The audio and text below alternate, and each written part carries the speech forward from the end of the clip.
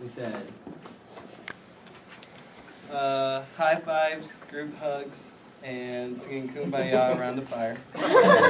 Sharing gloves and balls, bringing officials and opponents snacks. Complimenting home runs, and then applying sunscreen to the officials. We're playing 3? We're gonna get 1,000 points. 3? We had slightly above average, respect without extra comments, not cussing, minor issues, and quiet on the bench towards other teams and / officials. We have conduct penalty, cussing at umpires, captains show little control of team, throwing equipment and we put improperly, we don't know if that's a word for it, but, and excessive chirping towards other teams. Chirping. 1? So we got the bottom of the barrel team. So they're swearing, screaming, biting, kicking, talking crap about the other players, talking crap to the officials, just not good people. Okay. You can decide. So what separates a 1 from a 2? Because you guys said a lot of the same thing. Technicals. You want us to answer that? Sure. Actually, ejection. More than one ejection. Severity of the cussing and whatnot. Storming the field. Storming the the field 2 years ago, 1 year ago. Is it 2 years or 1 ago? 1 year ago. 2, because that was the Were you there? They say to you, So basically, a 4 is like super awesome. You want to officiate these people all the time because they're just great and they bring you snacks and apply sunscreen. A 3 is like they're like good, but they're like not bad. They're just like most of your games are probably gonna be a 3. Yeah. So then 2 and 1 are kind of like a little bit hard to just like choose between. Like a 2 is gonna be like if you have issues, like if the supervisor notices that like you have an issue and they're like at that game because they know it's an issue, or I don't know, they like cuss a lot at you or they just like make a bad comment. And then 1 is like they're the worst possible team ever. Like you want them kicked out of intramurals because they're the worst. They have like an ejection or 2.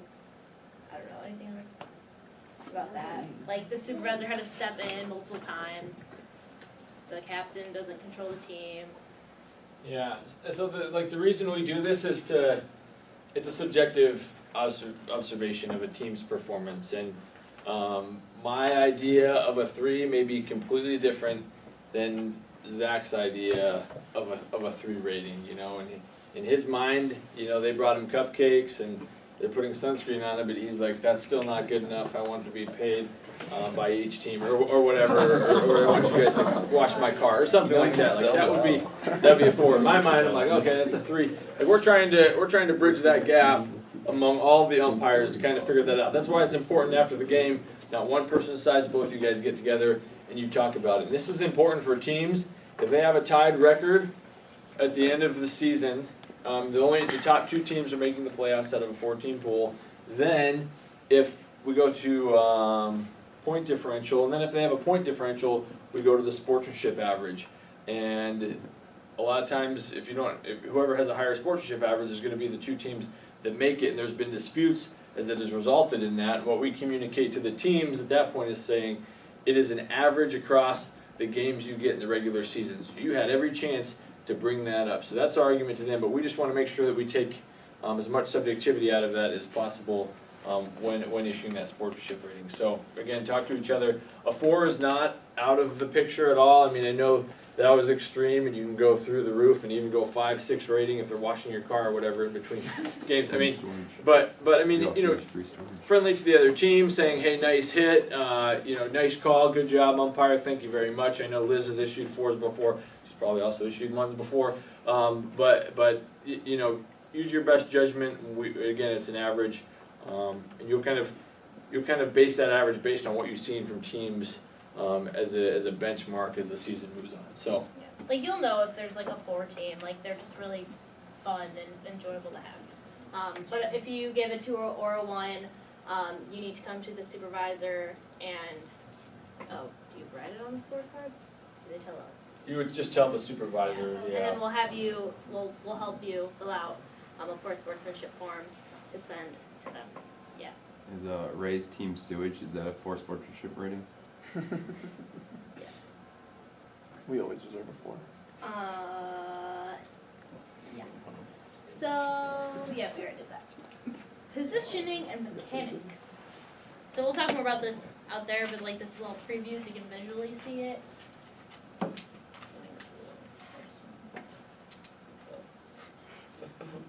you go. Okay, so this is the plate umpire and that is the base umpire. This is just where you're gonna stand when like the pitch is happening. Basic, okay? So then on a base hit, the plate umpire would move up here, and then this is like where they're looking towards. So they're gonna be watching the first base unless it's a really far hit ball, and then there's a possibility of them going to third, and then the plate umpire will come over here to the holding zone. Thank you. And then they're gonna be looking at third to make sure they touch the base, or if there's like a play or a tag or whatever. So they're there. And then the base umpire, they're going to be watching first. Again, unless it's like a really far hit ball, and then they'll have to go look at second to make sure they touched it, or if there's a tag or whatever. Sound good? Cool. Okay, this is if there is a runner on first when a ball is hit. So again, the plate umpire will kind of do the same thing, and watch first if that player is going like straight to second. So then the base umpire can watch second to make sure that there's not a play, or there is a play. They'll call it. They'll be there.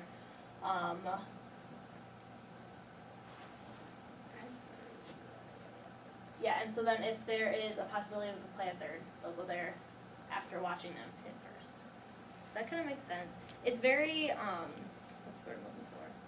Like, different for each play and scenario. Yes, that's the word I was looking for. Situational. That's another word I was looking for. Okay.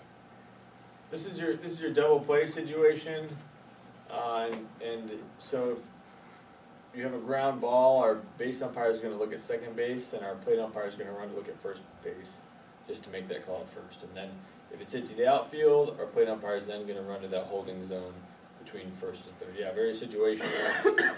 Like a baseball player, you got to know what to do with the ball when you get it. Like an umpire, you got to know where to move where the ball, based on where the ball goes. And then, is this when? This is kind of just a general Kind idea, of but what you're responsible for, to make sure that the runner is touching the base, because if someone wants to protest and say, oh, they didn't touch the base and you didn't see it, I don't know what you're gonna do, because they would probably know if you weren't looking. So, yeah, you just wanna put yourself in the position to make the good call, or at least like sell the call, even if you're not sure. If it could go either way, at least like be looking at it or like in the right position so you can make an educated call. Even if this seems complicated with all the diagrams, it's really easy to feel out where you're supposed to go and what you're supposed to be looking at. And one thing, just to make sure we're all clear, is just the base umpire is responsible for what?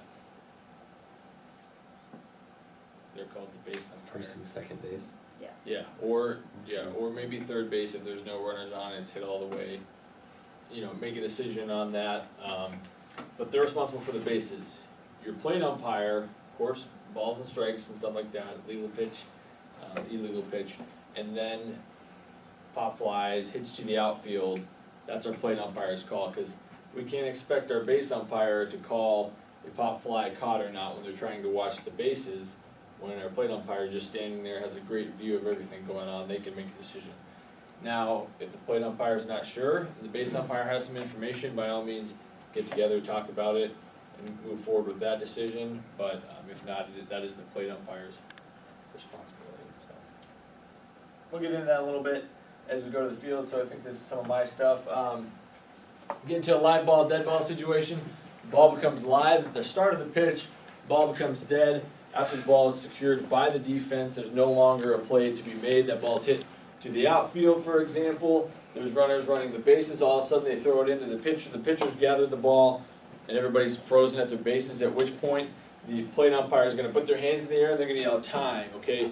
We do this to make sure that both teams know, hey, we're not going to try and continue to run the bases. We're not going to try and get another player out or anything like that. Time, let's move on to the next play. Again, you have to do this, be loud, be vocal to establish your presence out there as an umpire. Communication is key, communicating with the players, communicating with your co-official as well. Don't go through 3-4 games without communicating with your partner on certain situations, on was it a catch, was it not a catch, things like that. We get into live ball, dead ball. If a defender throws the ball out of play, the play is dead. For example, they throw it into the dugout, play is dead. In which case, the runners are going to be awarded the base that they are going to, plus one additional base. So say I'm running to second base, and somebody tries to throw me out, but somehow they're way away from second base, and it goes over the fence. What base do I get to go to? Third base. Excellent. We're smart in here. If the batter throws the ball, and the bat contacts the catcher or the umpire. So the batter's hitting, they throw that bat and it contacts the catcher or the umpire, automatic out. If they do it and it doesn't contact the catcher and the umpire and it just comes close to your head, what are you going to do? What would be a good idea? I would give a stern warning to that player, don't throw the bat. Again, next time you do it, it'll be an out. Keep that in mind. Remind players not to do that. It's unsafe back there. Again, your catcher, they shouldn't be directly behind the plate or the mat as well. They're going to get hurt. If it's their first time playing, they want to pretend like they're in the Major League Baseball and get all close up in there and try and catch the ball. Just remind them, hey, take a couple steps back, let the ball hit the mat first. You're not going to catch it before it hits the mat. The ball, when it hits the mat or the plate, is going to be the strike. So just something to pass along. So we have our pitches: legal pitch and illegal pitch. The pitcher's going to use the rubber furthest from home plate. Out there at the softball complex, there's 2 rubbers. The closest one is for fast pitch. The one furthest away is for slow pitch, and we're going to use that one that's furthest away. So remind them to do that. Keep an eye on that as well. And this is for both umpires, not just the plate umpire. So then we have a legal delivery of a pitch. It's going to be in one nice continuous motion where that pitcher does not stop or does not reverse their pitching motion. And they may not pitch the ball through their legs or behind their head, okay? So anything that is in play to try and deceive the batter, it could be considered an illegal pitch. So, for example, double clutching, I think we got a video coming up here, but the main thing here is a minimum requirement of 6 feet, a maximum requirement of 12 feet. So what are some tools that we can use out there to find our bearing on 6 feet and 12 feet, Morgan? The fence. The fence. The fence. So we think the fence is about 12 feet. I think there's 3 lengths of 4 feet. What else? How tall we are? Right. If you're 4 feet, just add a couple more feet, and you're like, yep, that's 6 feet. Cool. Yeah. So figure that out. You can also look at the height of the batter, determine what that is. Once that pitch is illegal, extend your arm out and yell illegal. Okay. Don't wait till it is all the way past this apex and already coming down towards the plate, because the batter's going to get really pissed if you wait to the last minute and say illegal. Once it's way too high, yell illegal. Again, use your judgment here. A lot of us have played. We've seen a softball move before. We can figure that out. All right, so if the pitch is too high, or it is too shallow, or it is a fake pitch, if it is not delivered in one continuous motion, if the pitcher takes a walking start, steps onto that rubber, walks into it, that's illegal. For illegal pitches, the ball will be awarded, and if the batter does not swing. If the batter swings, however, live play, everything counts. I know last year I think we had a situation where a player fouled an illegal pitch, and whoever the umpire was, they decided to not count it as a strike, because they're like, it was an illegal pitch, I deemed it as illegal or something. No, I think there was not our umpire group, sorry. This was in the City League umpire group, and there was a huge protest and lots of hoopla about something so simple. But once that batter decides to swing at that ball, it is their responsibility for that ball, whether it is a ball or a strike. If they hit it or they miss it, that's going to count towards their count. So let's take a look at a video with an illegal pitch here. Let's see if our technology is going to help us out today. Yeah, so you see the double clutch, and then here comes another one. He's going to try it again. Obviously too shallow, obviously a quick pitch. He's trying to get away with everything. So that's an example of an illegal pitch. Moving on to hitting the ball. What constitutes a strike? Obviously the mat and the plate. So if the ball contacts any part of the mat or any part of the plate, it is a strike. If it's just hanging over a little bit, there's even a mark in the dirt there, but we know that it somehow contacted the corner of the plate, we're going to call that a strike. And some of our pitchers really struggle throwing strikes, and they're disadvantaged for it. I see some heads nodding, and there's questions about, should it be pitched to your own team? Should we change the rules? I mean, it's not that hard, but we're going to give them the benefit of the doubt, give them that strike. It's a pretty large strike zone. We want the batters to hit the ball, but just so you know, any part of the ball, it's that mat or the plate is a strike. So the batter, before they hit the ball, they must have both feet inside the batter's box until that ball is contacted. And each batter is going to begin with a 1 ball, 1 strike count. It's not like Major League Baseball, where you have a clean count. You have that 1 ball, 1 strike count. So 3 strikes is going to constitute that out. 4 balls is going to constitute that walk with that addition that they step into the batter's box with to start. If a batter with 2 strikes hits a foul ball, he or she will be declared out again. This is so you can get home at 11 o'clock when games are done, and you're not there till 3 a.m. because you let teams, battle that out at the plate all night. Even if a batter fouls an illegal pitch, it's going to be considered a strike. So the batter is out. Obviously, if he or she strikes out, I'm so sorry you struck out. If they're found using an illegal bat, they're going to be declared out. So I believe that's a test question. Found using an illegal bat. If they foul that ball on the 3rd strike, obviously that's an out. If they step outside the batter's box at the time the ball makes contact with the bat, that is completely outside of the batter's box. That's not necessarily stepping on the line. They step completely outside of the batter's box. Gets kind of hard to enforce during our 9 o'clock games when the chalk is already washed out from players stepping on it. Again, use your best judgment. We'll look for something egregious where they're completely outside of the box. Your good teams out there, they'll stand in the back of the box, and they'll try and get a running start when that ball's coming in. And if they end up about a foot in front of that batter's box, well, they make contact. At which point we will call that an out, even if there's not a box painted there. If they touch home plate while the ball's making contact with the bat, that doesn't even have to be a fair or a legal or a live ball. If it can be a foul ball and they step on home plate, it's going to be an out. If they hit a home run beyond the home run limit, if there's an infield fly, and then if the batter slings the bat and contacts the catcher or the umpire, that is going to be an out. All right, we're going to do another activity for some points. So you should have things for our captain's meeting. We do want to make sure that we're covering all of this, and we'll be I know these were humorous, but we're going to be very thorough in our captain's meeting. So we will introduce ourselves as the umpires of that game. We'll let the captains introduce themselves. Okay, we want to be friendly. We want them to get to know us. Okay, we'll have them exchange balls. We need to remember this. So Morgan's going to show up with her balls. Emily's going to show up with her balls. They're going to exchange them, meaning that Morgan's going to pitch the balls to Emily, vice versa. Okay, make sure that those are correct. And we'll go over it a little bit later, but it's 500 pounds or .52 cord. That's the requirement for the balls. The visiting team's responsible for verifying that. So, sportsmanship, Patrick did a good job covering that. Show respect to your opponents. Show respect to us. We'll do the same to you. Again, this is intramurals. You guys are leaders. You guys are the captains. Lead your team through good sportsmanship. Any questions you have or your team has needs to come through you, the speaking captains of your team, and vice versa will speak to you. The game's going to last 7 innings or 50 minutes, whichever comes first. Some of the ground rules, illegal pitchers. Let's make sure that our pitch is above 6 feet and below 12 feet, and then we'll determine home and away teams with our rock, paper, scissors, what. So, what are our points breakdown? 1,000 for group 2.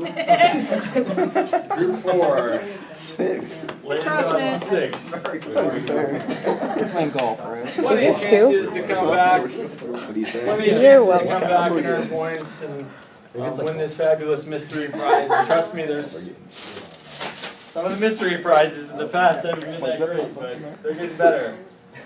You guys were really close. Yeah. So, game tied game, and mercy. So the timing, it's gonna last 7 innings. That's a blank in your little thingy. 7 innings or 6.5 if the home team is ahead. Then you can just call it. And no new innings will start after 50 minutes. So basically, whichever happens first, 50 minutes or 7 innings. Tied game. Offensive team places the last scheduled to bat in the previous inning on second base at the start of each extra inning. So whoever, so the person who got out last, right? Yeah. Yes, okay. Person who got out last is gonna go to second automatically, just to try to like get people scoring, get the game done. Mercy rule, 10 after 5 and 15 after 4. And then the game is official at the completion of the 5th inning or 4.5 if the home team is ahead. Any questions? Pretty straightforward. Sportsmanship. Officials will rate teams' sportsmanship on a scale of 1 to 4 on the scorecard that you will give to the supervisor after each game. So, do we have an activity for this? We do, yeah. Okay. Yeah. After. So in your groups, you have a number assigned to your group. Imagine you notice a team that is exhibiting that number of the sportsmanship rating. So group 4, you're going to be awarding a 4 to that team. So on your poster board, list the criteria or some of the actions, some of the behaviors, some of the examples that you would see from that team based on that sport. All the ground rules. Let's play some softball.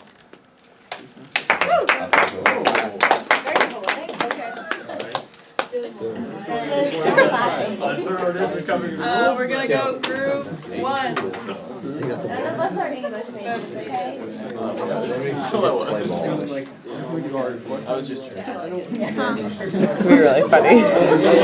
We're so good.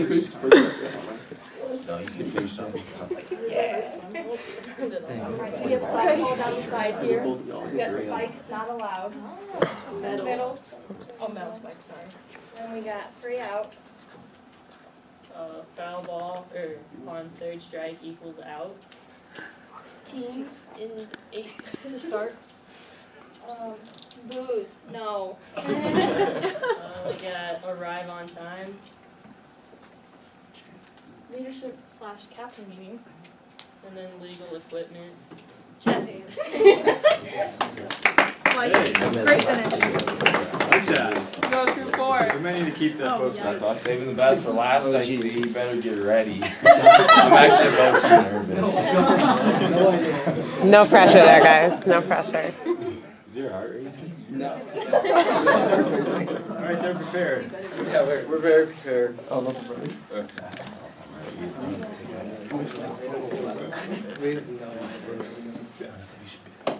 Welcome to the game, you folks. Hope you guys know the rules real well. You start with 1-1 count. Yeah, 1-1 count, foul ball on the 3rd strike, you're out. That's it. Yeah. Do you understand the rules? I have no clue what this is. Okay, sorry. He's a freshman. You gotta remember that. So we have to start with 1-1 count. You can start with 8 players. You can bat 12. You can have 10 people on the field at all time. Sportsmanship start at 2.5 during the game, but you need to get a 3 or 4 to make it to the playoffs. You don't want any unsportsmanlike conduct to the other team or the opposing officials. Have any questions? That's it. I think. That's it.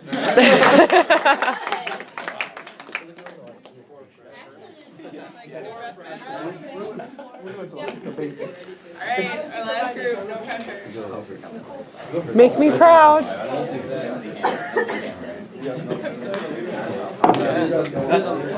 Yeah. Oh God.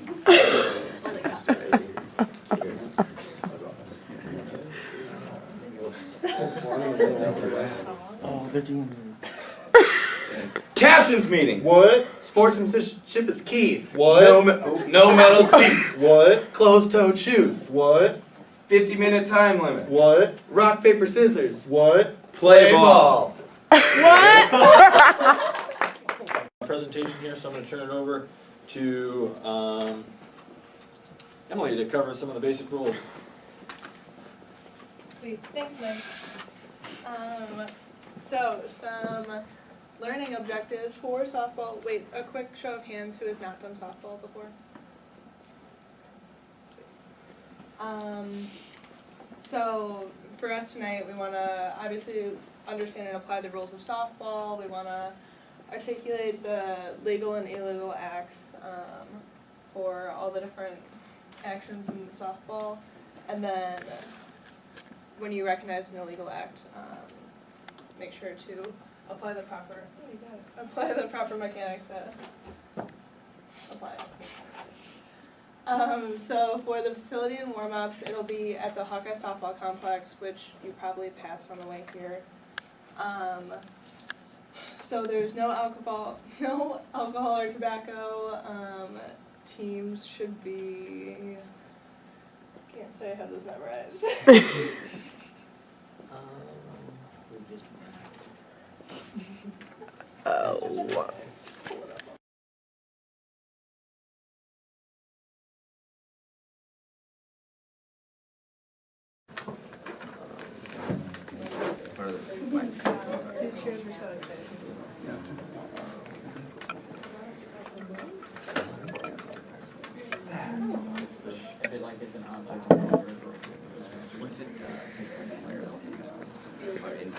Oh.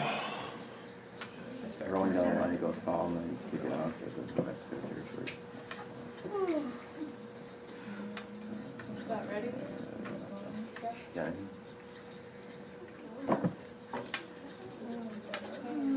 Going with the team. Yeah. Okay, All right. how we're gonna grade this one is I need each group to elect an ethical captain. The most ethical among the group. Alright, so I'm gonna turn to the slide that has our fair ball, foul ball situation, and if you could, check how many you got right, and then you report back. If there's one that's not there, not on the slide that's listed, then you can announce that one to the group, and we'll count it. So I think Emily will maybe tally numbers. Just some help on this. The judgment is where the ball is in relation to the chalk line. Fair or foul ball has nothing to do with the field. Umpire should not make this call until the ball has come completely to rest. Again, the wind could blow it. Something could knock it foul or fair. Umpires should not yell fair when the ball is fair. Just simply point and keep your mouth shut. That's just a courtesy signal. We don't need to do that because if it's borderline marginal, we're going to condition the teams to expect us to call it, and Ryan may have done it one night, but Colton the next night says I'm not going to do that. They're going to be pissed because Colton didn't say fair when it was kind of a borderline fair or foul. Just simply point. Here we go. The ball is fair if any part of the ball is on or above the chalk line. We should have gone there. So just go ahead and keep count, tally.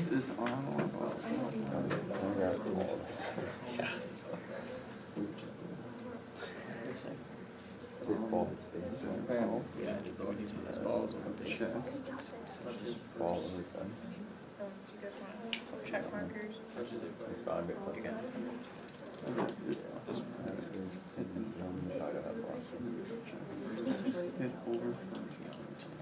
Anyone's not on the slide or controversial?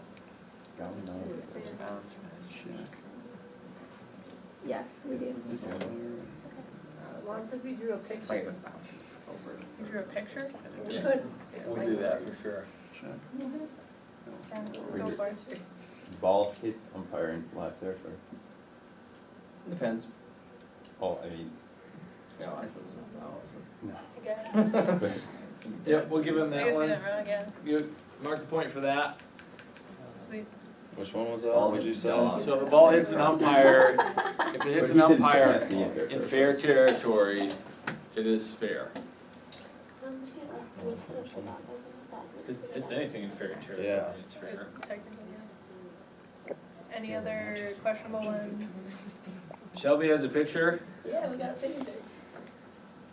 Want to show the class? We just do the like if it landed, it's like the third base situation or first, like if it like rolls over, like if it goes foul, it's still fair. Like, you're gonna have to Oh, you check mean that if it one. bounced past? Yeah, like if it rolls over Third third and then base. goes foul. Check their math. Check their clean. It's right there. Yeah, the marker. Yeah, what does our say? Touches the player refrigerator. Grounded.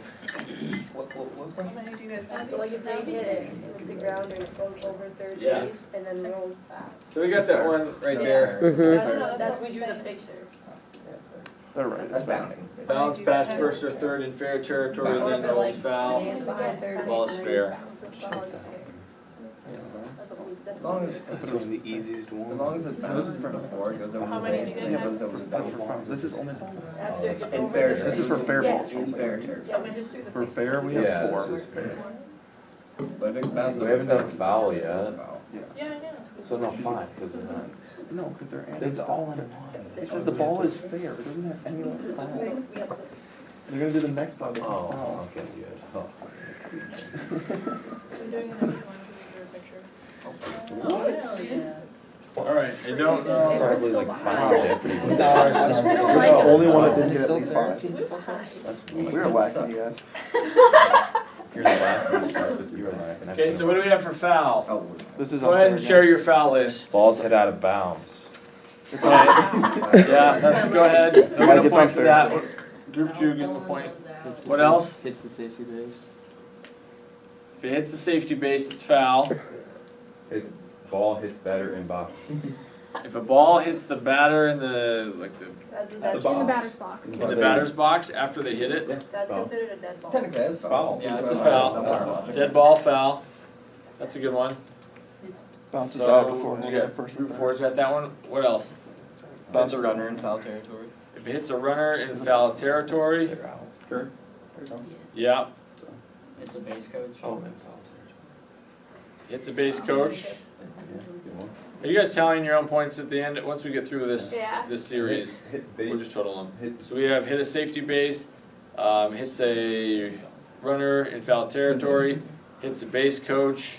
What was yours, Zach? No, Oh, hits out of bounds. If it hits the batter after they hit it in the batter's box. Okay, so everybody's tallying their own, right, Shelby? It hits the plate, like if they hit it and it goes straight into the plate, it's like considered a dead ball. And it sits on the plate. Like if it bounces off the plate. Which way does it go? And goes where? Yeah, if it goes in bounds. Depends. How about Alright, so if I hit the ball and it sits right on home plate, what happens? That's fair. Fair, yeah. Play on, because that's part of the. hit the baseball twice with your bat. Yeah. If you hit the ball twice, yeah, that's foul. That's foul. So this is everything that's well lit, I guess, in this diagram. It's up there as best. Alright, so what else? Do we miss any? Any others that nobody announced? It goes out before going over first or third. Like when it bounces. Like the opposite of the one we were talking Oh, about. so you're saying it hooks out of, I think we'll just count that as out of bounds. No, like it bounces in first and then goes out before going over first or third. Yeah, That's foul. That's foul. So you're saying it. So like if it's a ground ball and it doesn't go over. Yeah. Okay, we'll give him that one. We'll give him that one. All right, group, so let's go ahead and report your points. Again, if you had one of the ones that were listed as a group that we confirmed was a foul ball, go ahead and let everybody know. So hold the number in the air. Again, we're ethical captains here. I always go for the draw. I'm not really. Everyone, yeah, everyone give me everything that you had. I'm gonna do extras. Wait, what did you guys have? 6? Got extra. I had 6 total. Yeah, good ones, and we fought our case. We're not wrong. Alright. Okay, That's how many points. so Emily will equate that to some points as we move on here. Alright, so home run rule, 3 over the fence is your limit. Once I hit 4, Colton's teams hit 0. Awesome for my team? No, not awesome. I'm out because I hit a home run over the limit. So any home run beyond this point will result in an out. I hit 3, Colton hits 1. Awesome, then I can, I gotta wait till he actually gets there. So if both teams reach the limit, then each team can hit 1 additional run until the other team falls behind by more than 1, basically. So I've hit 3, Colton gets the 3, then I can go ahead, or Colton can go ahead in that situation. Keep track of this in your head. Use your co-official, your co-umpire to help you out with this as well. You can use the team captains to help you out with this as well.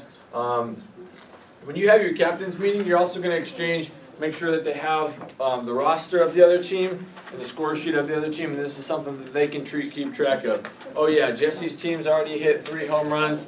The next one they hit is going to be an out, so the other team can hold them accountable as well to help you keep track of that.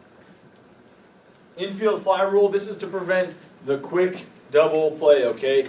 If I'm a fielder, if I'm shortstop, and there's a runner on first and second, right, and the ball's popped up, it's not going to do me any good just to catch it and get 1 out while both runners are frozen on the base. But what I can do is deceive them, pretend to catch it, I drop it, and then I got to force at second base and at first base, and even at third base if I want to. So I can turn a quick triple play, right? Does that sound cool?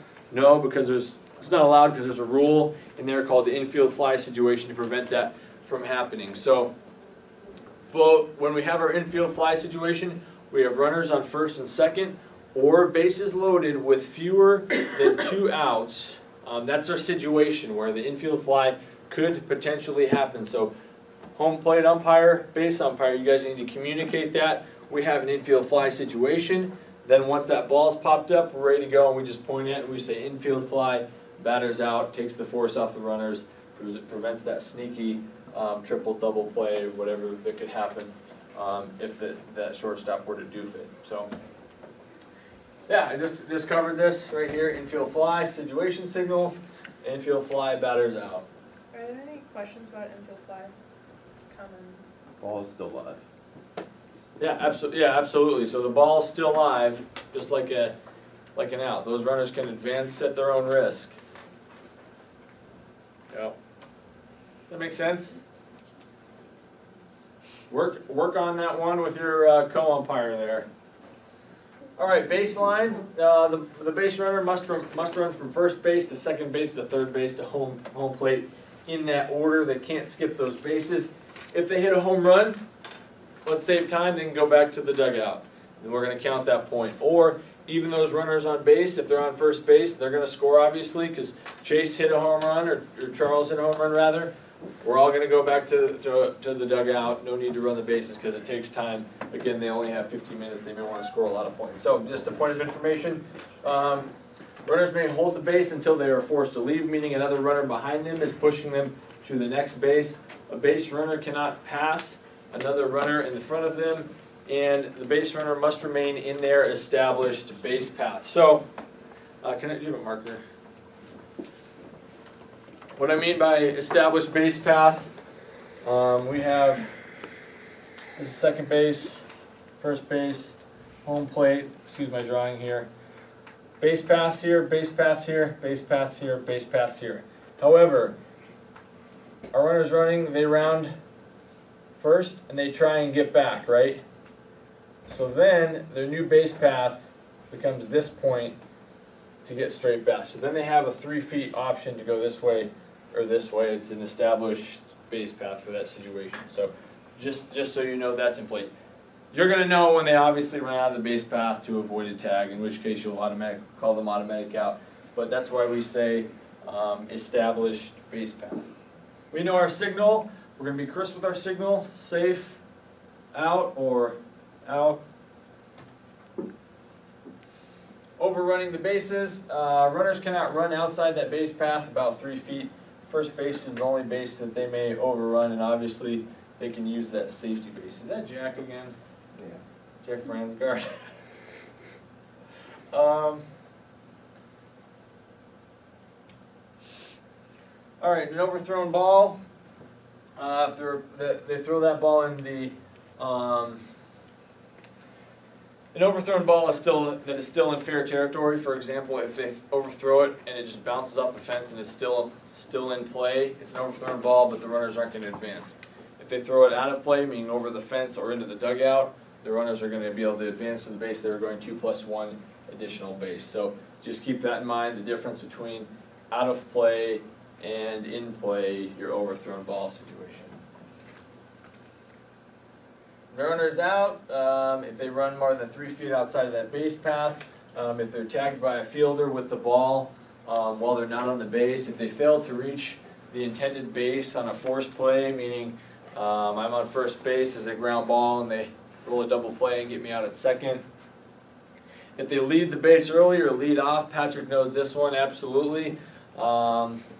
They will do it on 3 and 2 counts, on 2 outs. They'll do it on 3 and 2 counts and 3 outs. So when can they leave the base? Ball's contacted. Not necessarily when the ball is contacted, it's when that ball crosses home plate, they can leave that base. So a lot of them will get a somewhat of a lead off. So if this is my base right here, I'll have my back foot away in foul territory, and I'm going to get my momentum going. That way I know once that ball gets close to being hit, I already got my momentum moving forward so I can have a quick start to get to the next base. Perfectly legal, that's fine, just know the timing in your mind. Once that ball crosses home plate is when they can leave, not necessarily contacted. Use your judgment. If you have somebody who looks like it's their first time out there and they think that they can lead off, be preventative here. Talk to them and say, sorry, no lead offs in intramural softball. Please remain on the base until the ball crosses home plate. Now, however, if they've been playing a while and they're obviously cheating and then they want to play dumb with you and be like, I didn't know the rules, you knew the rules, you've been here before, we know who those players are. So that'll be an automatic out. So if they fail to touch the base in proper order, resulting in an appeal, you'll see this a lot.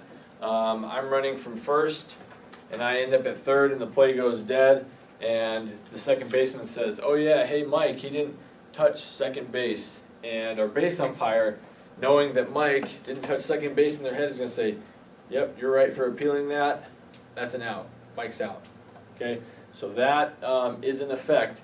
Unless if there's not an appeal, the base umpire can know this information. They're just going to, be naive to whatever just happened. Just keep their mouth shut. And then once we have another live pitch, it's going to be kind of like a play-on situation. There. Do I need to throw the ball to the base to appeal?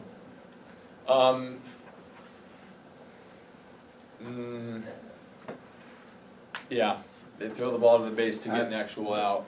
But after the play? Like if it's still like guys running back to the base, then I would say yes. But last year you said we can just. You mean if it's plays dead? Yeah, already. if it's dead, I'm gonna say that they're gonna be out. Yeah.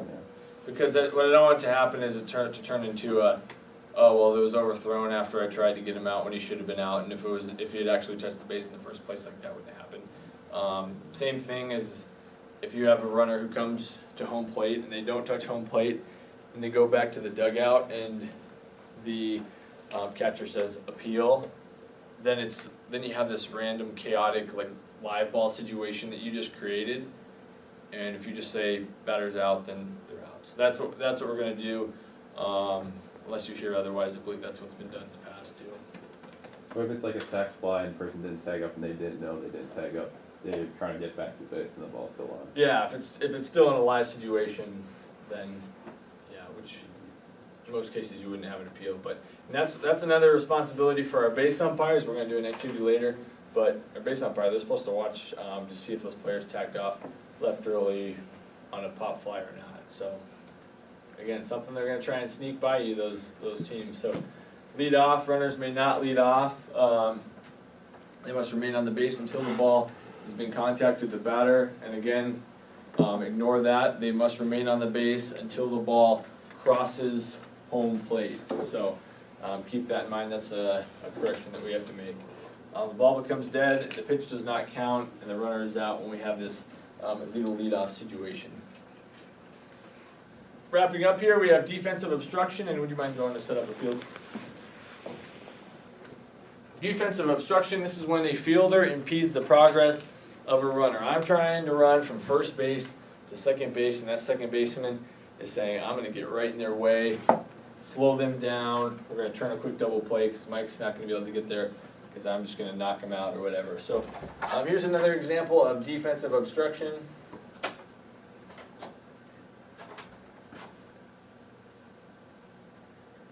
Is that Shelby? Is that Shelby? So see the catcher there, like, just blocking home plate, that's an example of defensive obstruction. Elise, did that ever happen to you? Playing or officiating? Playing? A couple times. It's dangerous, like you just get cleated right in the knee.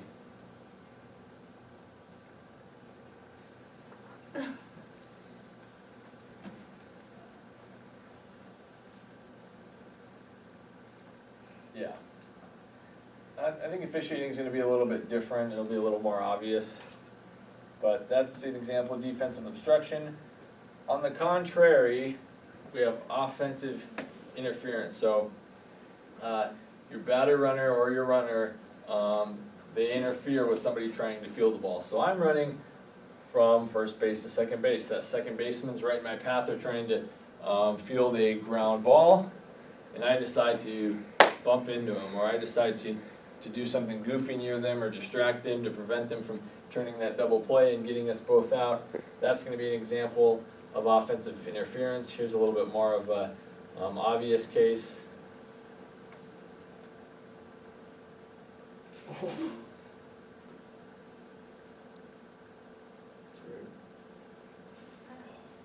Yeah. Right there, standing right there on the base path. It looks like they're debating about this one, talking about it. I can see why, but it looks like our batter runner just did the laser out. So do a pause here. So she can obviously go around, like she has time and distance to make a decision there, and she's not to blaze right into her offensive interference. That happened to Shelby, right, Shelby? Probably those war stories. Cool. Questions? Anything that we missed that needs to be filled out on your booklet there? In the designated areas, and then make sure all of the gates on your field are closed when your game starts. You guys know that players have to check in with their ID, and then no more than 2 club members on a team. So, little fill out for your handbook. There's 8 players to a team, a max of 10. A max of 10 on the field. You can have up to 12 players, but if you just want to use the 10, the remaining people can be your subs. No outs will be taken for vacant lineup spots for both men's and women's teams, except for an injection. All substitute must bat and play at least 3 defensive outs before they can be replaced. Substitutions may be made during any dead ball situation, just like a lot of other sports. And then if you are batting with 12, the additional people are not subs. For a courtesy runner, so if a batter is needing a courtesy runner, they can get one. If while running the bases, the player is on third base or beyond, they don't get a courtesy runner unless it's an injury. So if the injury occurs during the at-bat or while running the bases, they can use courtesy runner, and a team can only use 1 courtesy runner per inning. So, like I said, if there's an injury, you can use a courtesy runner while at bat or while running the bases, and then it may be any person in the batting lineup.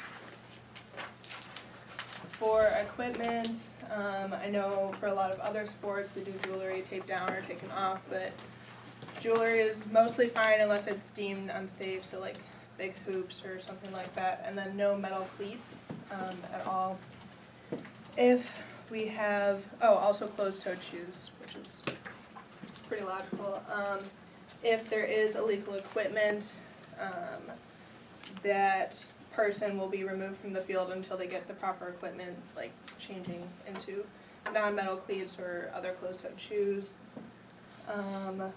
They'll be removed from the field for the remainder of the inning and will not be replaced. If a player on the batting team is found wearing illegal equipment, they'll be called out. If someone's in the dugout, we can't call them on illegal equipment until they're on the field.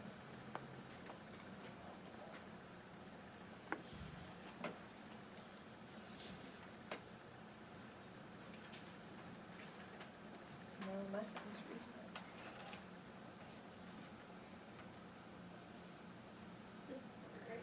Amazing. I got it. So the softballs, we'll be using the 12-inch softballs that are approved. All teams will bring their own softballs. Are we still selling them or no? Yes. Yep. We are, okay. So if they don't have softballs by chance, we have them available to buy for players. So each team will have to bring their own softballs, and then they will exchange them so that the players who are batting their own balls in case they go out in the field and stuff. Who are responsible for their own. And then the opposing team is responsible for verifying that they're pitching the correct ball. Captain's meeting activity. Oh, is that it? Yes. Cool. So, on your handy dandy poster boards, prepare a brief, well, you can write down,